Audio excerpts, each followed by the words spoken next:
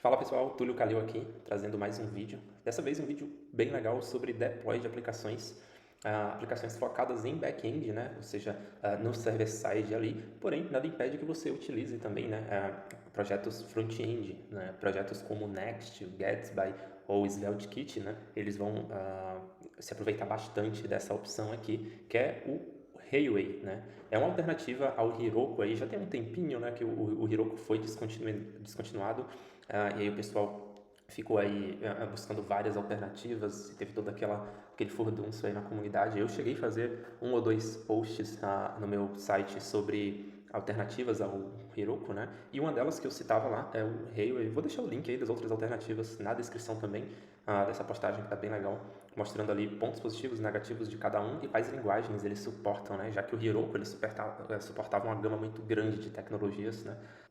Além também do banco de dados que ele suportava. O Rail é um cara que tem um aspecto muito parecido com o Heroku e, inclusive, tem algumas coisas a mais, né, que eu considero mais legal, que funciona de uma forma melhor ou mais fácil também. Então, vamos lá. É muito simples. Basicamente, aqui a gente clica em Start a New Project. Eu já tenho uma conta criada aqui, eu criei especificamente uma conta nova aqui para a gente testar nesse vídeo. Não gravei aqui o processo, mas basicamente clica em Start New Project, ele vai pedir para você conectar com um dos providers, você pode conectar com um do GitHub, por exemplo, e aí autorizar o aplicativo e tal, é só seguir ali o passo a passo, bem simples, nada demais. Finalizando, a gente vai cair aqui na dashboard, né? E aí é aqui que começa a ficar super legal.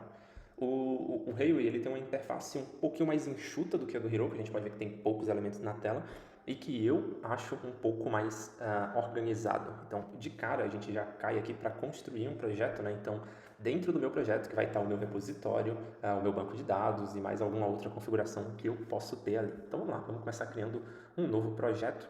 E aí a gente já começa aqui, né, de onde que a gente vai tirar esse nosso, iniciar, né, adicionar o nosso primeiro item ali, o nosso app, para o nosso novo projeto. E aí a gente tem algumas alternativas aqui. A gente pode criar um projeto em branco, né? A gente já pode iniciar criando uma instância de um MySQL, de um MongoDB, de um Redis, Postgres, ou a partir de um template, ou direto do nosso GitHub repo. Se vocês quiserem, dá uma exploradinha nos templates, porque tem coisa muito legal lá, mas eu não vou abordar aqui nesse vídeo. Então vamos direto aqui para GitHub Repo. Aqui basicamente estão os repositórios, né, que eu posso fazer o deploy, muito parecido lá com o do Heroku. Eu vou pegar um específico aqui, ó, que é esse do CMS, do blog, que eu utilizo naquele meu curso de React para iniciante, que é esse curso aqui. Nesse carinha aqui, a gente consome, né, um CMS, que ele está deployado nessa URL aqui, que hoje não existe mais, e aí o pessoal começou a comentar ali, né, que essa URL não existe e tal. Então, eu vou fazer um novo deploy, vamos subir junto aqui. Esse projetinho, se vocês quiserem acompanhar, está aqui no GitHub, github.com/tuliocll/blog-cms. Vou deixar também na descrição do vídeo, beleza? É um projeto bem simples, usando apenas Strap e a gente conecta em um banco de dados. Nesse caso, eu vou utilizar o Postgres, beleza? Então, vamos lá. Então, eu vou buscar ele aqui, é esse blog CMS.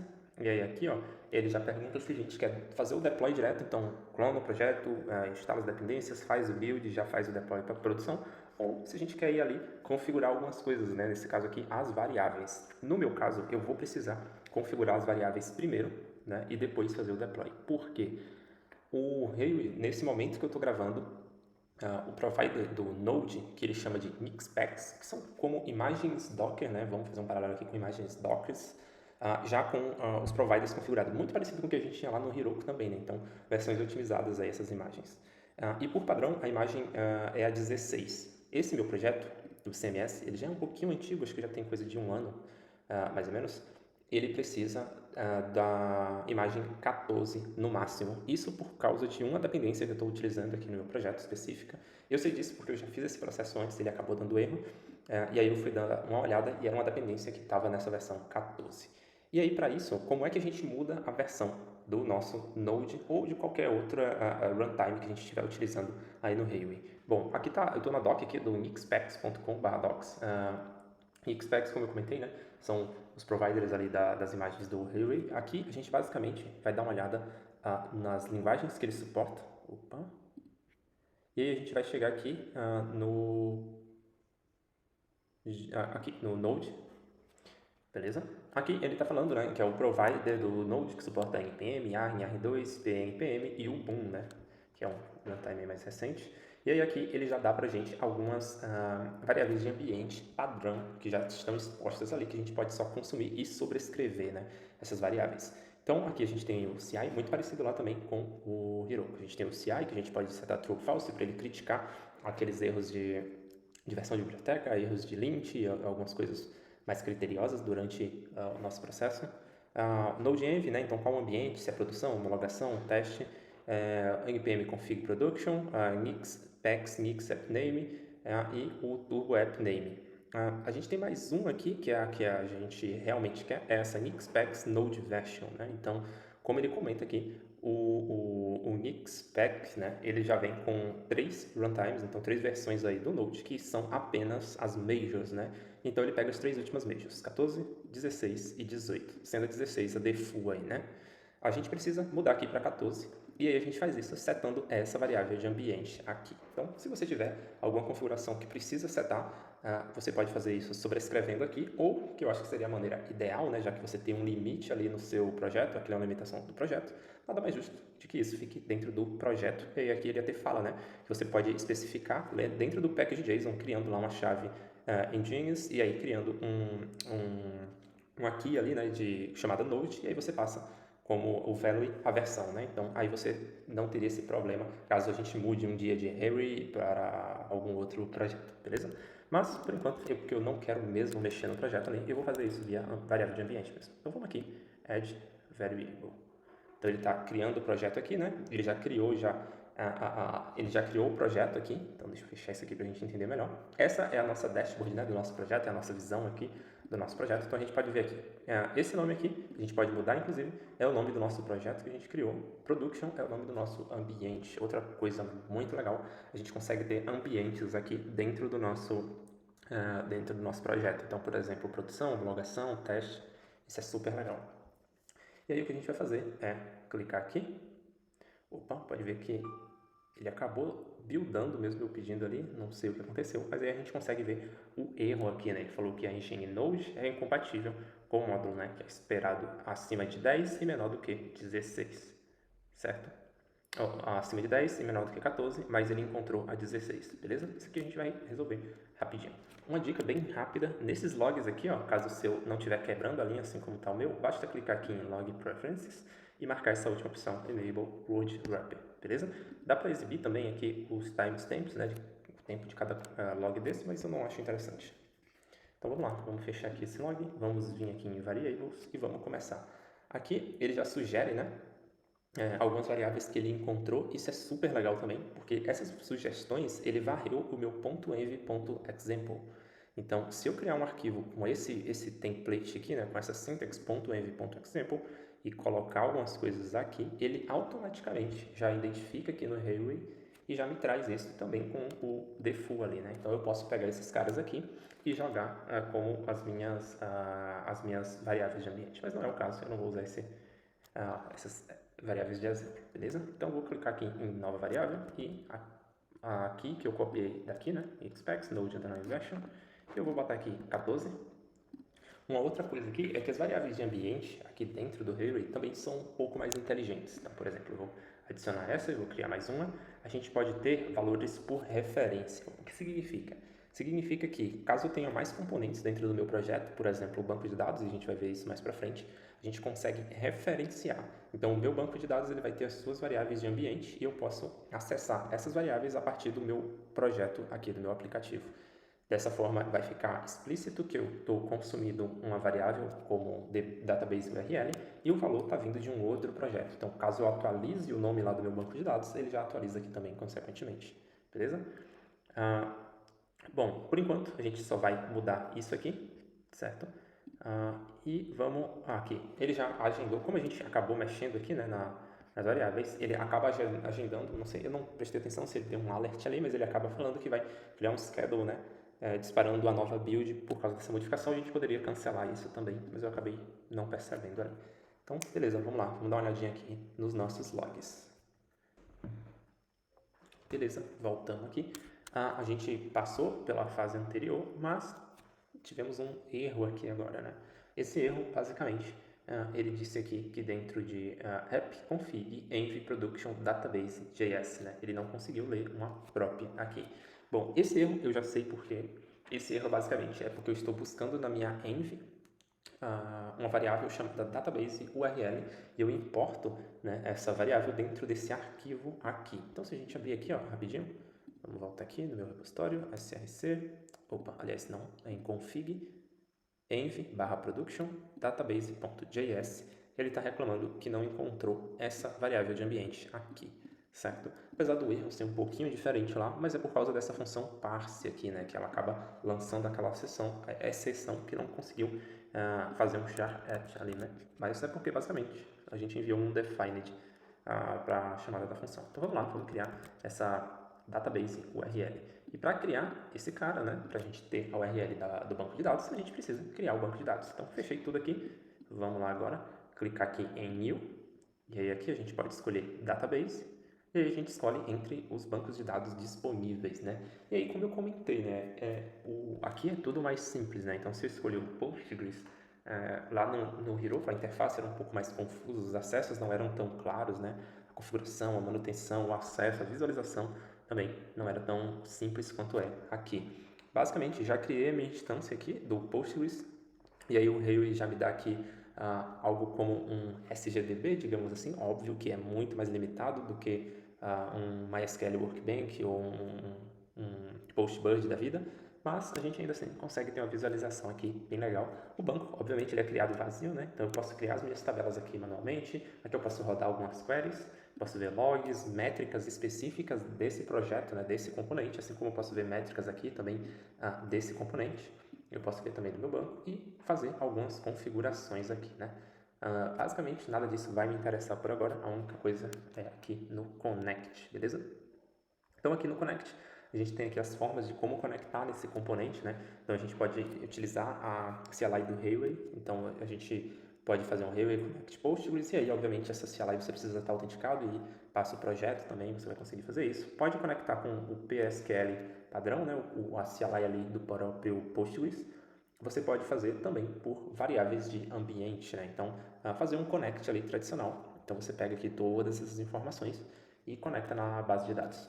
A gente vai utilizar aqui o database URL, que é para fazer aquela conexão via URI, né? Que a gente passa uma URL ali e dentro daquela URL, se a gente for ver aqui, já tem tudo, né? Então, já tem aqui qual é o banco, qual é a senha, qual é o usuário. Então, tá tudo aqui nessa URL. Então, a gente vai copiar esse cara aqui.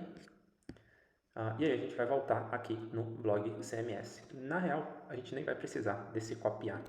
E aí vai ser por aquele motivo que eu já comentei. A gente pode fazer referência, né? Então a gente vai referenciar uma variável de ambiente aqui. Vamos referenciar uma do PostgreScript, beleza? E aí aqui o Railway já identificou que a gente criou um componente, né? E ele já falou aqui, né? Está tentando conectar, né? Você está buscando uma conexão com uma banco de dados, adicione as variáveis de referência, né? E aí eu cliquei apenas aqui e só vou usar mesmo database URL. As outras não me interessam. Então vamos aqui, database URL, e ele já fez a referência aqui, né? Postgres, que é o nome do meu componente, database URL, que é a minha variável de ambiente. Então fiz um add aqui, né? Aqui ele já tem um íconezinho para mostrar a referência. E aqui aquilo que eu tinha comentado mais cedo, né? Que um redeploy foi agendado, né? E aqui ele dizendo que o redeploy começou. Então, se a gente vier aqui em deployments, e aí o nosso deploy já começou aqui. Às vezes demora um pouquinho se acontecer com vocês, né? Aqui foi porque eu cortei o vídeo para não ficar muito demorado, mas demorou coisa de uns 20 a 30 segundos para aparecer isso aqui, né? Provavelmente por causa da demanda aí do Railway. E aí a gente pode ver que ele tem três principais status, né? O primeiro é o que estava iniciando ali, isso status entre iniciar e deployar, né? Então, iniciando, que foi o primeiro, que ele entra numa fila. O segundo é o building, né? Que aí ele está fazendo a parte de baixar o projeto, instalar as dependências, buildar o projeto. E o terceiro é o deploy, né? Que é expor isso para a internet, né? E aí, óbvio que aí a gente pode ter o status de fail, como resultantes, né, ou de success, e também o de cancelado, que é caso eu clique aqui e mande abortar, beleza? Clicando aqui também eu posso mandar fazer um deploy ou remover um deploy desse também, beleza? Vamos clicar aqui em building e vamos ficar de olho ali nos logs, né? Vamos dar uma olhadinha ali para ver se a gente vai passar por aquele step que deu erro anteriormente, né? Bom, e aí finalizou aqui o nosso deploy. A gente pode ver que o status aqui já mudou para ativo, né? Aqui é o log do Strap, né, rodando, então aquele log tradicional, ele mandou aqui o endereço, né, localhost, e é recomendado, principalmente pela doc do Railway, que você utilize sempre o endereço aqui como 000, o localhost mesmo, e a porta você capture da variável de ambiente. Nada diferente do que o Heroku já pedia pra gente ali, né? Afinal, ele vai disponibilizar a porta que tiver livre ali na hora, beleza? Porém, esse ainda, obviamente, não é o nosso endereço exposto para a internet, né? Para a gente ter o nosso endereço exposto, a gente vai fechar ali, né, o nosso log, a gente vai vir aqui em Settings e a gente vai descer aqui a encontrar domains, né? E aí a gente tem aqui Generate Domain ou usar um custom, né? Caso você tenha aí já um domínio proprietário, mas vamos aqui em Generate Domain, ele vai criar aqui rapidinho um domínio pra gente e pronto. Já está disponível, né, publicamente aqui na internet. Então, se eu acessar aqui, ele tinha dado um not found ali, mas eu dei um refresh, ele carregou aqui. Então aqui já é a minha página do Strap, né? E aí eu já posso acessar aqui, /admin, e fazer toda a minha configuração do Strap. Isso aqui porque eu não migrei nenhum dado, né? Então não tem nenhum dado lá no meu repositório, então eu posso fazer aqui a minha configuração rapidinho, só para a gente acessar ali o painel. Então vamos lá. E aí a gente já tem a nossa aplicação aqui rodando super tranquilamente, né? Então eu posso vir aqui e criar o meu conteúdo e manusear a minha aplicação, beleza? Então vamos dar uma revisada aqui rapidinho, vamos voltar aqui no Postgres. Agora sim a gente já vai conseguir ver as entidades criadas aqui, né? As nossas tabelas. Deixa só ele carregar aqui e a gente vai dar uma olhadinha nas métricas também, né? Que são capturadas ali para a gente ver quanto que a nossa aplicação está utilizando e tudo mais. Então aqui são as tabelas que a gente tem, né? Que o próprio Strap já cria, né? Então, admin, autores, que é a entidade que eu mesmo criei, né? Vindo aqui pelo o Content Type Builder, então, autor e post fui eu que criei. E o restante aqui são tabelas automáticas, né? A gente pode entrar nesse cara, ver alguns registros, embora esteja vazio, né? A gente consegue fazer até algumas manipulações, beleza? Tem também a parte da query aqui, como já tinha falado antes, e os logs aqui, né, do Postgres, então a gente pode ver, caso estiver acontecendo algum erro ali na nossa instância do Postgres, a gente consegue dar uma olhadinha nos logs também. A parte de métricas aqui também, então a gente pode ver que o nosso Postgres está gastando aqui, né, uns 117 megas de memória, e de CPU a gente não chegou nem a 2% aqui ainda. Aqui de network teve 5 KB aqui de saída, né, e de entrada uns 5 também, né. Beleza, vamos dar uma olhadinha aqui no nosso projetinho. E a gente está gastando também 118 de RAM, bem parecido, né? As configurações aqui, exceto aqui no network, né? Porque a gente acaba realmente transitando mais coisas, né? Então, se a gente olhar, por exemplo, aqui, entrar no nosso deployment, afinal é aqui que ficam os logs, né? Os logs são separados por deploy. E a gente olhar aqui, ó, o log do deploy e não o log do build, né? O log do deploy é o que a gente está em produção, por exemplo. Então, o que eu movimentar lá, a gente acaba vendo aqui e a gente pode ver que transitou bastante coisa, né? Então, baixou fonte Awesome aqui, baixou algumas bibliotecas, enfim, baixou bastante coisa aqui para a gente conseguir navegar lá na nossa UI, beleza? A gente consegue fazer algumas outras configurações aqui, como mudar o nome do projeto também, criar ambientes, né? Então, como eu comentei, a gente começa já com produção, mas poderia ter algo como staging, algo como também testing, o debug, enfim, a gente consegue criar outros ambientes e para esses ambientes outros deploys, outras variáveis de ambiente, né? Outros bancos de dados. A gente também consegue criar variáveis que variam de um ambiente para outro, né? Elas se comunicam, então em produção, em homologação e em teste eu posso ter uma variável, né, só que referencia um outro valor. Então, muito similar ao que a gente fez ali com o do Postgres.